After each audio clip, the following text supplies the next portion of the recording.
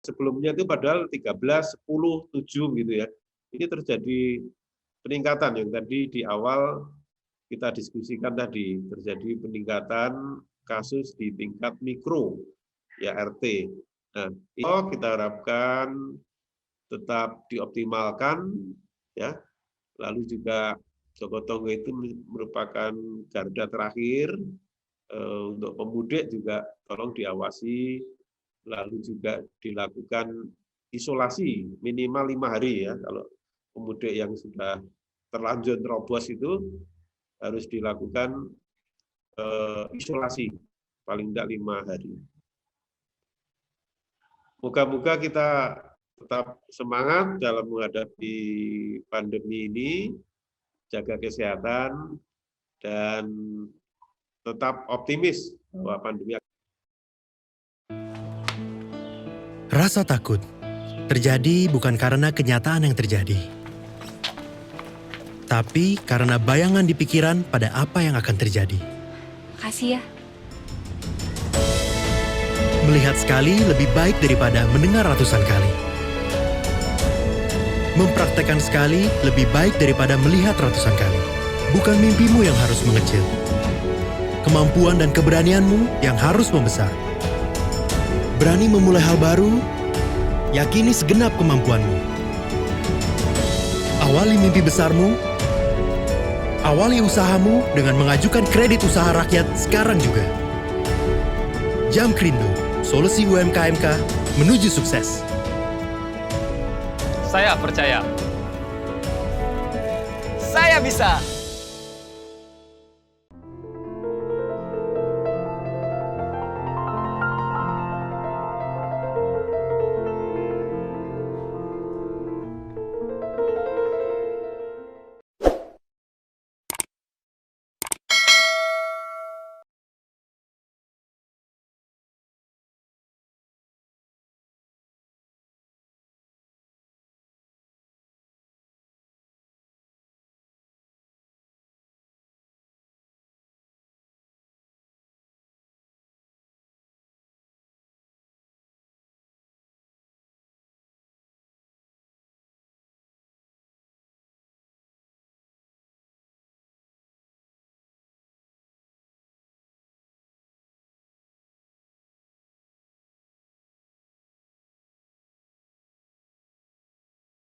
Assalamualaikum warahmatullahi wabarakatuh.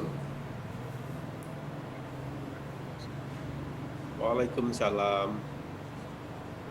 Bersama saya Bambang Sadono di channel Inspirasi Jawa Tengah. Mudah-mudahan channel ini tetap bisa memberi inspirasi, motivasi, edukasi, informasi, syukur bisa membantu mencari solusi. Saya sudah bersama dengan Kepala Dinas Kesehatan Jawa Tengah, Bapak Dr. Yulianto Prabowo MKes. Saya akan mengajak berdiskusi mengenai perkembangan pandemi COVID serta beberapa dampak-dampak ikutannya setelah kira-kira 1 tahun kita menjalani pandemi ini. Dok, apa kabar, Dok?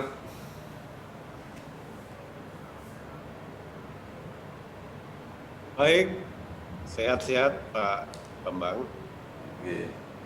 Dok, ini kan setelah setahun ini di Jawa Tengah ya, beberapa waktu yang lalu sudah mulai ada kabar baik, pandemi mulai melandai, rumah-rumah sakit sudah mulai berkurang pasien COVID-nya, tapi 1-2 hari terakhir ini katanya ada gejala meningkat lagi.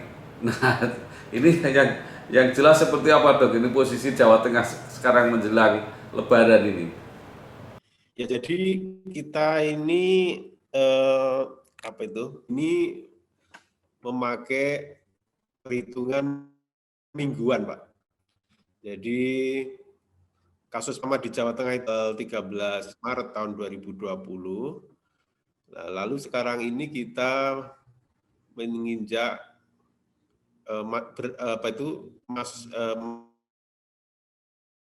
mau masuk ke minggu ke-19. Jadi kita saat ini ke-18 tahun 2021. Ini puncaknya itu ada di sekitar 3 bulan Desember tahun 2020, lalu setelah itu terjadi penurunan, mingguan itu kita menurun.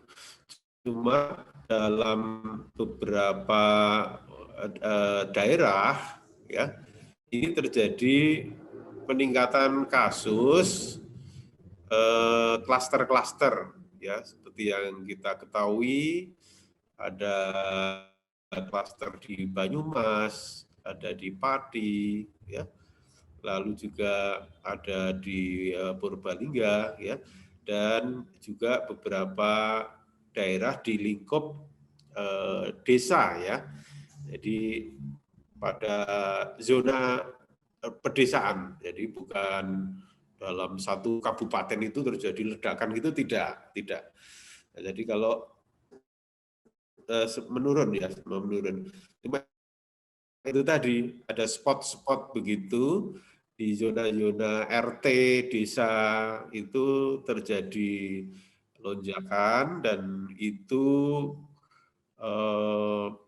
klaster, ada yang klaster mudik ya, ada yang klaster apa itu namanya tarawih gitu, dan sebagainya.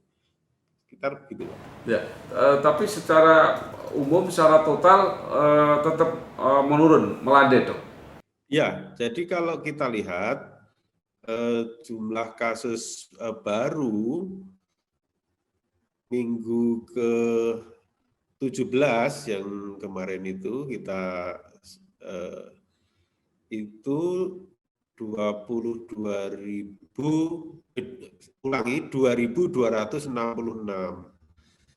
Sedangkan minggu ke-16 itu 4.254. Jadi menurun sebenarnya kalau dibandingkan minggu sebelumnya. Jadi ini dalam skop Jawa Tengah ya, ini beberapa zona skop kecil ini terjadi peningkatan gitu. Lalu juga kasus aktifnya juga menurun sih sebenarnya. Jadi terjadi penurunan, dan ini saya kira harus kita pertahankan karena kita mempunyai event yang berpotensi meningkatnya kasus, yaitu event Lebaran itu. Makanya kenapa kita semua ini karena potensi meningkat kasus setiap libur itu selalu terjadi. Kita lihat ke belakang itu. Ya dok, ini kan larangan mudik kan sudah mulai berlaku. Nah, saya mau menanyakan, itu kan sebelum ada larangan resmi, itu kan seperti justru terjadi puncak puncak mudik gitu. Itu kira-kira sudah bisa dipantau nggak dampaknya? Iya, memang ya di peniadaan mudik itu tanggal 6 sampai tanggal 17 Mei ya. Nah, di situ terjadi penyekatan wilayah ya. Nah, ini tetapi mudik itu memanfaatkan terjadi peningkatan arus mudik di beberapa daerah wilayah, antara lain Wonogiri, Cilacap, ya, lalu Brebes, itu terjadi peningkatan yang cukup signifikan.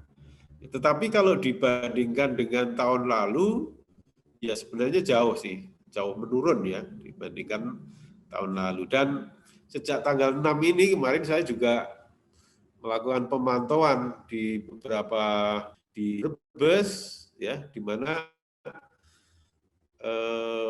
kalau Wonogiri itu perbatasan 2 provinsi ya, Jawa Timur dan DIY. Brebes itu perbatasan dengan Jawa Barat. Kemarin kami pantau ke sana, penyekatannya cukup ketat ya, sehingga yang masuk Jawa Tengah itu relatif sepi kemarin. Di jalan tol kalau kita lihat itu relatif lengang ya. Sehingga ini saya mengucapkan terima kasih kepada warga Jawa Tengah yang ada di perantauan. Ya, moga-moga ini nanti juga kita pertahankan terus sampai Lebaran dan pasca Lebaran. Ya. Karena ini menjadi perhatian kita, ya, pengalaman India ini terjadi tsunami atau ledakan kasus yang luar biasa, ini karena dipengaruhi paling tidak 3 faktor determinan. Yang berprogres ini menurun, ya, terhadap 3M ini menurun, lalu yang kedua cakupan vaksinasi ini masih rendah, lalu yang ketiga itu terjadi peningkatan mobilitas dan kerumunan. Ya, kalau di India itu kerumunan keagamaan dan kegiatan politik ya di sana. Nah, 3 faktor determinan itu bisa terjadi di negara kita, ya, di wilayah kita, ya, hampir sama itu, yaitu protokol kesehatan, lalu yang kedua vaksinasi kita juga masih terbatas, ya. Nah, yang ketiga ini, Lebaran ini berpotensi faktor yang ketiga, yaitu dan kerumunan yang meningkat. Maka faktor yang ketiga ini betul-betul kita ketati betul, karena kalau ini nanti jebol, nanti bisa membahayakan. Ya, karena pengalaman India adalah 3 faktor itu yang menyebabkan ledakan kasus yang luar biasa. Dok, itu perkara mudik, kemudian ada larangan untuk mudik, itu kelihatannya kan menurut beberapa pengalaman dan pengamat itu kan fokusnya kan Jawa Tengah. Artinya bahwa yang paling dikhawatirkan itu Jawa Tengah. Nah, tadi dokter mengatakan bahwa walaupun ada mudik-mudik awal, tapi angkanya masih kecil dibandingkan dengan tahun lalu. Dan setelah 6 Mei juga ada tanda-tanda bahwa pengetatannya cukup disiplin. Apakah bisa disimpulkan kira-kira Jawa Tengah Lebaran ini nggak membahayakan untuk penambahan kasusnya? Moga-moga begitu, Pak. Jadi pemudik di Indonesia itu memang paling besar adalah ke Jawa Tengah. Jadi sekitar ada 9 jutaan warga Jawa Tengah. Nah, ini cukup besar ya. 9 juta itu, 8 sampai 9 juta ini cukup besar, dan itu tadi kerumunan yang pertama, lalu yang kedua, mereka berasal dari berbagai daerah, terutama daerah Jabodetabek, di mana di sana adalah kasusnya kan juga tinggi gitu ya. Jadi ini cukup mengkhawatirkan kita semua. Lalu juga pekerja migran Indonesia ya, PMI, yang tenaga kerja ini juga cukup banyak, dan ini tadi saja ada sekitar 56 yang masuk Jawa Tengah dari yang turun di Juanda ya, Surabaya. Lalu kemarin juga cukup banyak ya. Jadi ini juga mengkhawatirkan kita, tetapi mereka sudah kita demikian, kami juga mengharap nanti Satgas COVID yang di tingkat kabupaten, kecamatan sampai desa, ini betul-betul mengawasi ya para pemudik, baik dari daerah lain di Indonesia maupun dari luar negeri. Ini adalah varian baru virus ya.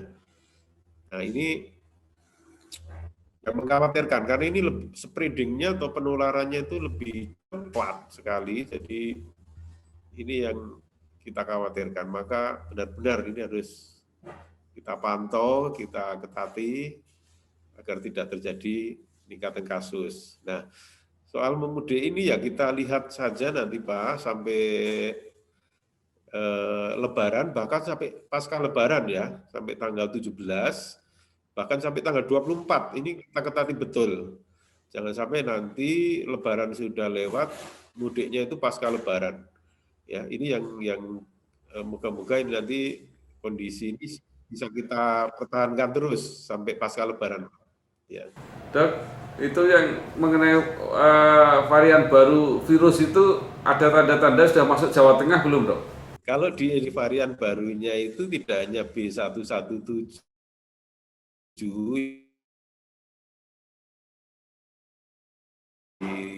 ribuan B1617 ini ya, ini hanya cukup ya, jadi ini kita khawatirkan itu ada semua walaupun komposisinya masih sedikit ya dibandingkan dengan varian yang selama ini ada, tetapi itu yang kita khawatirkan walaupun sedikit, tetapi nanti kan kalau tidak kita kendalikan, yang ini yang kita khawatirkan ya. Jadi walaupun sedikit sudah mulai masuk ya Dok. Itu bisa di daerah mana mulai masuknya ini?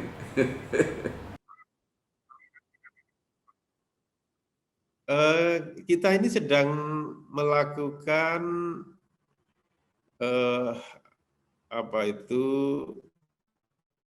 whole genome sequencing. Jadi kita mengadakan sampling gitu, sampling kasus, lalu kita periksa varian virusnya ya.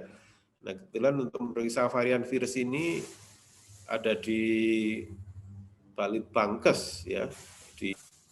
Ini memerlukan waktu 10 hari sampai 2 minggu, dan ini sedang setiap ini ada kasus Pak,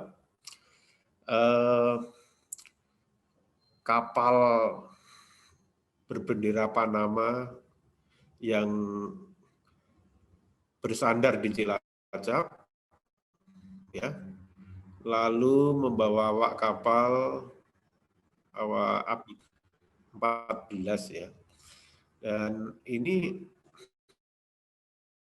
mereka itu kapal itu dari India gitu ya, dari India membawa raw sugar itu bahan baku gula itu.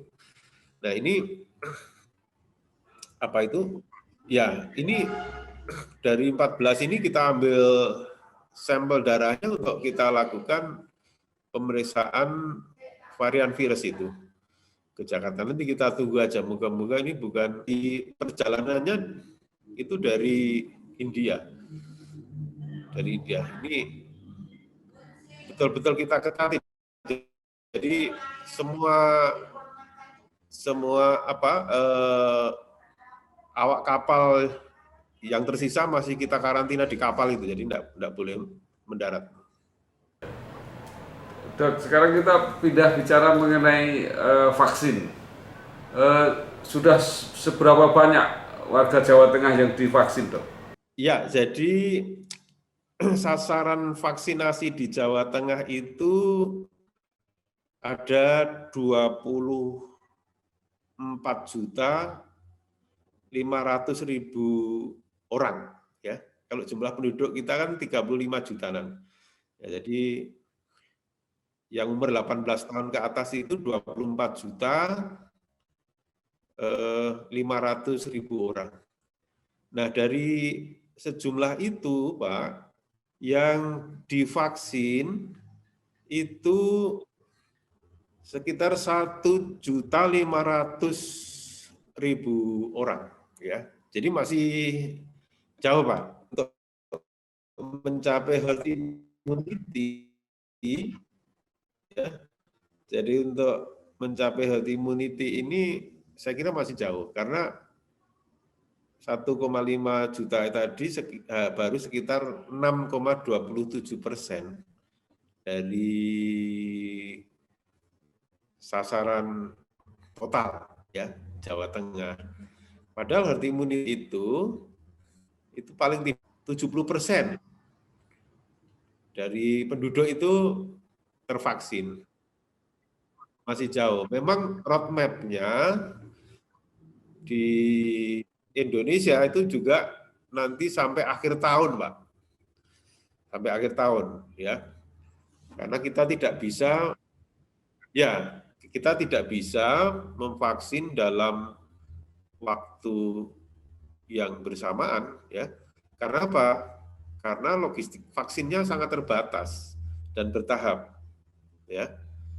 Namun dia masih beruntung dibandingkan negara-negara lain yang mana cakupannya banyak yang masih rendah gitu. Jadi kita masih lumayan lah, ya, karena cukup mendapatkan vaksin. Walaupun itu tadi, tentunya kita masih jauh. Moga-moga akhir tahun ini selesai, moga-moga. Jadi kendala utamanya memang pasokan ya, Dok? Pasokan vaksinnya ya? Ya, pasokan vaksinnya, Pak. Ya. Nah, ini yang terjadi di masyarakat. Kan di beberapa wilayah. Ini di masyarakat kan muncul apa ya, kekhawatiran baru. Karena setelah divaksin pun tidak ada yang mengatakan tidak menjamin bahwa tidak bisa terkena gitu. Itu yang benar seperti apa, Dok? Pertama, vaksinasi ini adalah tujuannya itu membentuk kekebalan kelompok, Pak, herd immunity, ya, kekebalan kelompok. Dan kekebalan kelompok itu akan terjadi apabila paling tidak 70% dari sasaran atau penduduk ini tervaksin. Jadi kita masih butuh waktu. Lalu yang kedua, memang tidak ada vaksin yang 100%, ya, itu bisa melindungi semua yang divaksin. Jadi, nah, vaksin yang dipakai saat ini seperti Sinovac itu adalah 65%, ya. Dan dianggap bagus. Tetapi sekali lagi bahwa vaksinasi ini dalam tujuannya itu membentuk kekebalan kelompok tersebut. Nah, pesan ini mempunyai arti, jadi apabila belum kekebalan kelompok itu, maka masyarakat masih melakukan pembatasan kegiatan, masih harus melakukan 3M dengan ketat, ya, itu. Jadi kalau mungkin ada yang bertanya, ini sudah divaksinasi kok masih ada pengetatan? Iya, karena apa? Kita belum mencapai kekebalan kelompok. Masih divaksin, sudah divaksin kok harus tetap pakai masker? Iya, karena belum terbentuk kekebalan kelompok. Jadi informasi ini penting disampaikan pada masyarakat. Walaupun divaksin, kita harus tetap melakukan 3M dengan baik, lalu juga membatasi mobilitas dan juga menghindari kerumunan. Ya.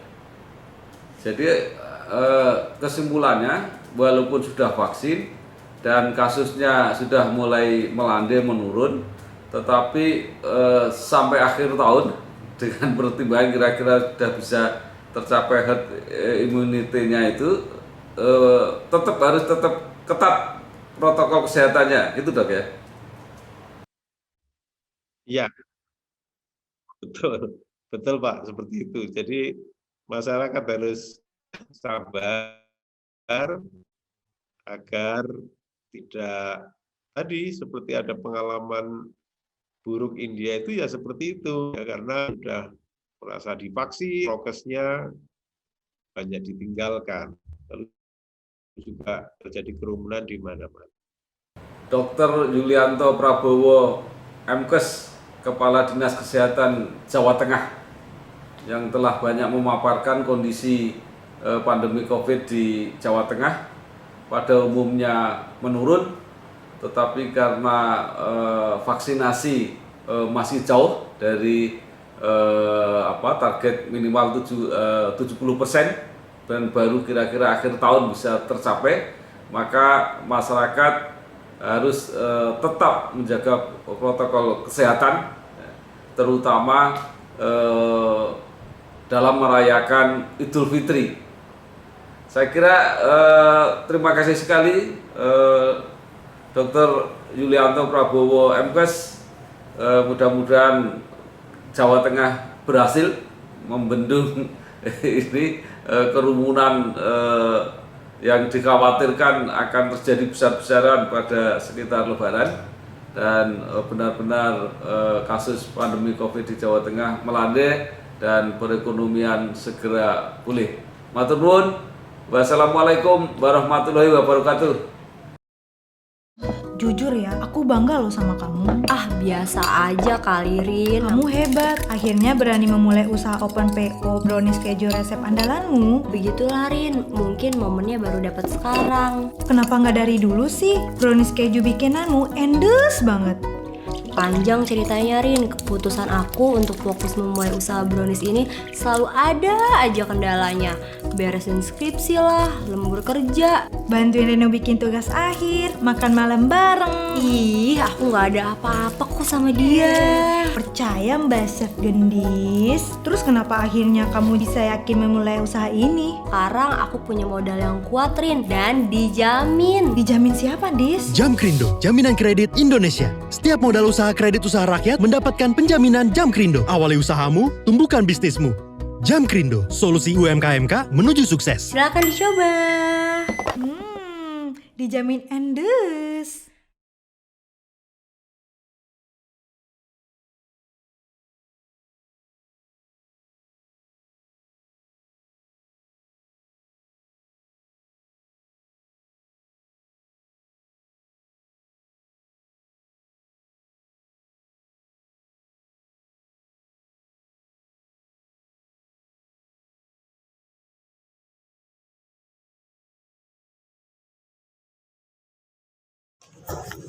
Terima kasih, saya sudah mendapat paket dari produk Jamu Jago.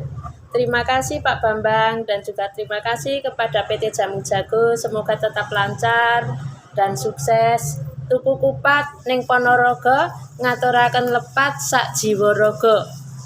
Sego gurih ngombe dawet, ora mulih ya diampet. Matur nuwun.